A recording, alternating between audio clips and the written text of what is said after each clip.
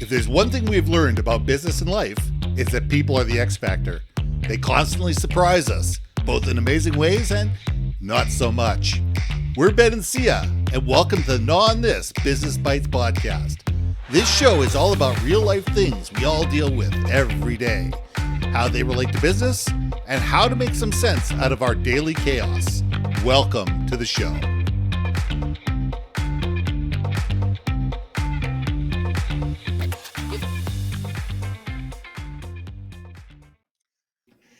And welcome back to another episode of Gnaw on This Business Bytes. Well, I don't know if you heard C and I's rant a week or so ago about podcast guests. And you know what? Maybe we went off a little bit. You know, we went off a little strong. But you know what? In our mind, it needed to be said. Taking by the comments that we probably got is, I'm willing to bet that we weren't that far off from a lot of people, because I know a lot of podcasters and they all say the same thing. Today, we want to talk about the technology. We want to talk, as a podcast guest, what we can do to be able to make sure that we have the right technology in play.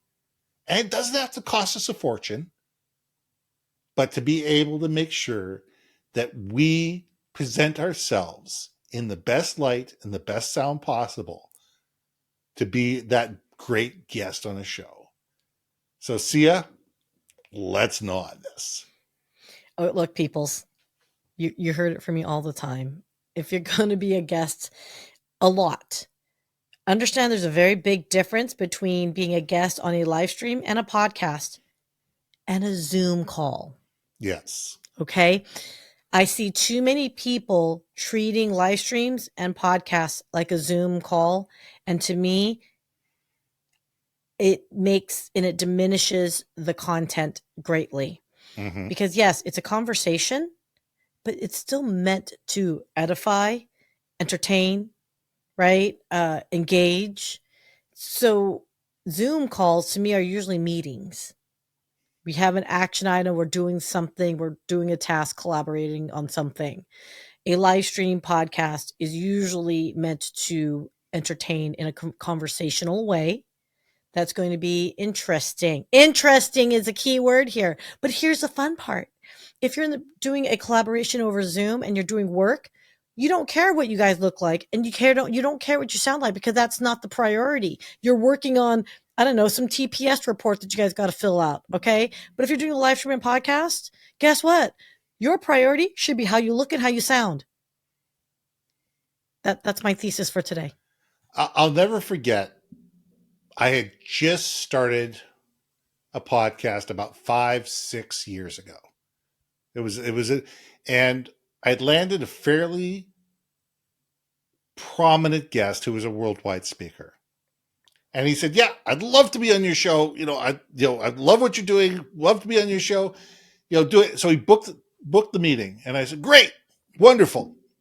I get a call from him 3 weeks before and said, "I'm going to be in Portugal." I said, "Okay." He says, "I'll readjust the time." So we readjust the time for the recording.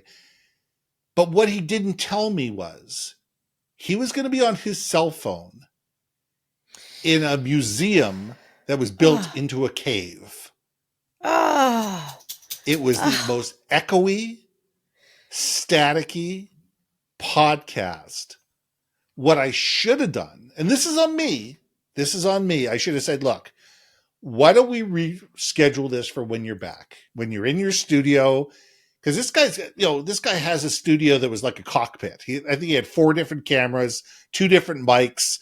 It was perfectly sound. I thought, great, we're gonna have a great interview. And I'm on the middle of a cell phone in Portugal, in the middle of this museum that's built into a cave. And the echo on this thing was abysmal, and it killed me. And I went, I can't ask him to redo it, but you can. Here's the thing: as a host, you're saying, it says, "Look, you're not going to sound your best. You're not going to sound your best. You're going to come off as not as good as you can be. And my job is to enable you to shine. Let's reschedule." Yep. And that's my fault. That's my fault for not having the guts to be able to stand up and say, hey, but we need to think of when we're on a podcast. This is not a one and done type thing. Podcasts and live streams live forever. Yep. They live forever. Mm-hmm. And people are going to go back and look at the library. Some of my most popular podcast episodes are 4 and 5 years old. Yep. That people just go back and listen to them over and over and over again. And they're 4 and 5 years old. They have no video attached to them. They're audio only, but the content of them are so good and the guests are so good that people just go back and they look for them. Great. Yep. But they come down to the fact that those guests were prepared and had a proper location to be able to do the podcast. So they sounded good. They didn't sound tinny. They didn't sound echoey. They, were actually had a live mic.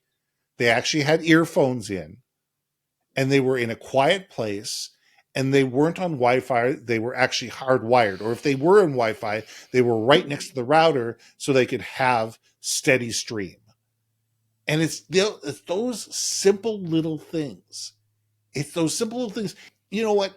I have been on a podcast where I've interviewed people with on their iPhone with a set of, just standard earbuds, and have had great audio only interviews.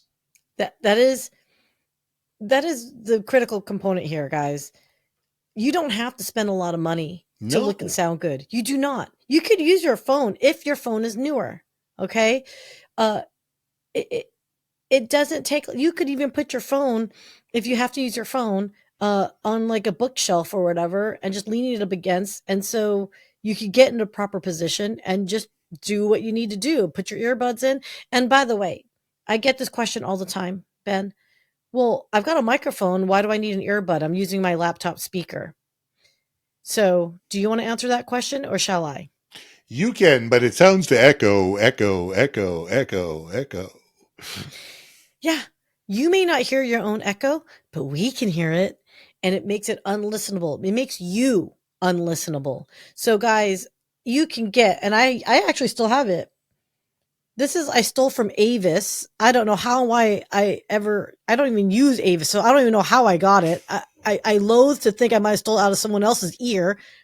But no, yeah, a cheapy thing. Here's the thing, you guys, when we ask you for those earbuds, whatever, it's not because we want you to buy a can like this. Now, granted, if you're editing, obviously this is really good for all that, but you just need to hear. There you go. You just need enough to hear. You don't need to hear it in stereo. Okay, we don't need that. But what we're saying is this little thing here prevents us and your microphone from picking up that audio, and that's what's happening. It's catching everyone else's audio. So there's some people who just don't understand that. I'm trying to be patient here and give grace. That's why we don't need to hear our own voices in your microphone. So, and speaking of which, depending on how old your laptop is, some of the mics are pretty damn good. They're getting better. Yeah. But it's not radio quality. So if you want that radio quality sound and how you doing today, then you might want to invest into it. But you don't need to invest into a lot. The cheapy ones you can get for under $50. They actually work pretty decently. Now, I have an Audio Technica mic right here. Okay, this Audio Technica mic is $69. It's a $69 microphone and does a phenomenal job. Sure, I've also got a $500 or $600 Shure mic, but the mic that I use every single day is this AT2005 mic because it's lightweight, it's practical, it plugs right into my headset, and it just sits there. It's comfortable with my voice. It actually works with my voice. I love it. I have the 2100 here. Yeah. This is my go-to. It has been infallible. I've had this baby since 2017. I will never not knock on Audio Technica at all. I just happen to have a Shure now just because I like the sound of the Shures too. But yeah, guys, there are brands that are popular. I will say one thing. I don't like the Blue Yeti. I'm just going to say No. it. I don't like the Blue Yeti. Sorry, Blue Yeti. Don't like it. Don't want it. And I hate it when I see clients using it. I don't understand. Some people sound great with the Blue Yeti. And others, I swear to God, I would just want to shoot myself. Like Well, seriously. Like it's it's really simple. Most people don't know how to use a Blue Medi. They have it too far from yes. their Yes. voice. They don't have a windscreen on it. They are No. not. What you want to do is there's a mode on it. It's got a heart on it. That's the mode you want to be on. You want the mode that's got the heart on it. I can't remember what it is, but it's a heart mode. And Okay. you also want to attach it to a boom mic, so it can be Yes. near you. You also don't want to talk directly into it. You want to talk across it. Some mics you want to talk directly into. Into it. Some mics you Mm-hmm. want to talk across. Some mics you want to talk to the side. It depends on how the mic is built. And Yes. you need to look at your individual mic and experiment with it and see how do I best come across. I need to be sitting here going, let's see, it's looking from my chin to the mic is about that far. That's That's about about the distance. That's about the that's about distance that it is. Some people want to be right up next to it, and you can tell the difference when I'm right here and when I'm right here. You can tell the difference in terms of the sound. So therefore, it enables you to be able to sit there going, "Am I clear or not?" And what you can do is you can ask your host, "How am I coming in? Am I coming in clear?" The same thing goes with video. The same thing comes with video. Are you well lit? If you have a window right in front of you that's open, guess what? If it's on the side, it's fine. If it's right in front of you, you're going to go completely, gray. You're just going to go blackface, and that's the way it is. It's just the fact that you're going to hide behind the camera. It's just not going to be able to pick up the light on your face.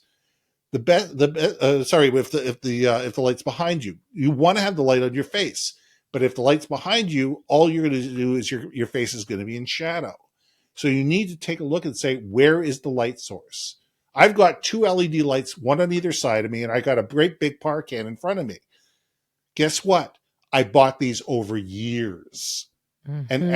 as I've gotten better and as I've become more sophisticated, as my videos have become more sophisticated, I've upgraded my equipment. When I started this 11 years ago, I had a $40 microphone and a set of $10 earbuds, and that was it.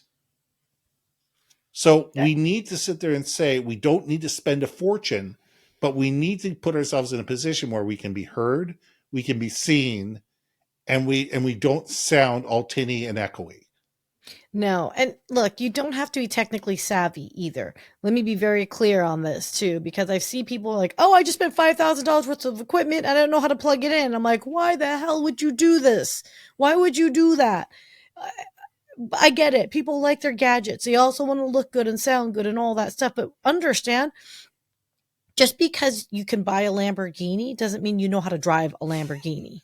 Okay, they've got like touch troll, like changing it. There's no automatic in those supercars. Okay, No, you got there to is actually not. know how to drive, right? So just because you buy a high-end thing doesn't mean it's necessarily the best thing for you. Okay, I Mm-hmm. think USB mics are fine. They really are, Absolutely. people's. It's ultimately, think about this. If you want to buy an expensive microphone, right? So I've got this Shure and I'm talking to it. You then learn mic control. That's a different thing. That's when Mm-hmm. you have to learn how to like not breathe in so heavy or like, oh my God, if I hear more pops and have to edit that out, I just want to shoot myself. Oh, the other thing, oh my God, I hate the mouth noises. So look, maybe you don't need to be that close to the microphone. So unless you're into the whole ASMR lip smacking sound, which, okay, that's your own kink. Typically you can go further away from the microphone, right? Um, the other thing too is, uh, lighting is your best friend. Okay, Yes. I get it. There's some cameras on laptops that are improving greatly, so I'm not gonna like hit on that too hard.